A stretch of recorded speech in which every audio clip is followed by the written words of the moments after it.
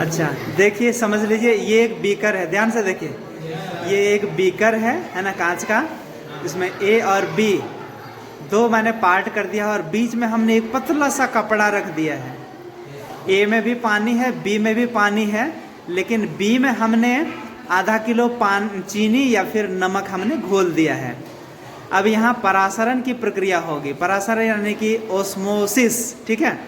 अब आपको बताना है कि पानी ए से बी की तरफ जाएगा या बी से ए की तरफ, समझ गए? करण आप बताइए कि पानी जो है ए से बी की तरफ जाएगा या बी से ए की तरफ? ए से बी की तरफ। ए से बी की तरफ पानी जाएगा। अच्छा, मैं कारण बाद में पूछूंगा। लालमन आप बताइए, पानी ए से बी की तरफ, आपने भी कहा ए से बी की तरफ ना। अच्छा रितेश आप बताइए, ए से बी या बी से ए? ए से बी की तरफ पानी जाएगा, ठीक है।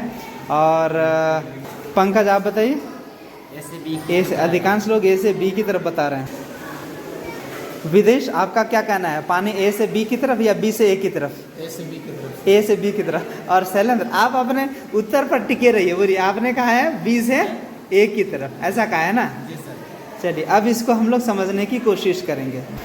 अब मेरा प्रश्न जो है विदेश से है। विदेश आप बताइए, ए जो है वो ज़्यादा सांद्र है या बी ज़्यादा सांद्र है? जोर से बताइए। बी ज़्यादा सांद्र है। और शैलेंद्र आप बताइए, ए ज़्यादा सांद्र है? माने किसका घनत्व ज़्यादा है या सांद्रता ज़्यादा है? गाढ़ा कौन ज़्यादा है?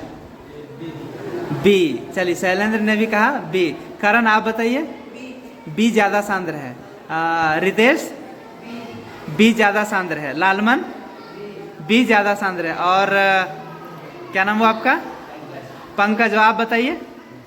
सबने कहा बी ज़्यादा सांद्र है। अब बताइए, ज़्यादा सांद्र जब बी है, ज़्यादा घनत्व बी का है, तो ज़्यादा घनत्व से कम घनत्व की ओर नहीं होगा, यहाँ पे क्या होगा?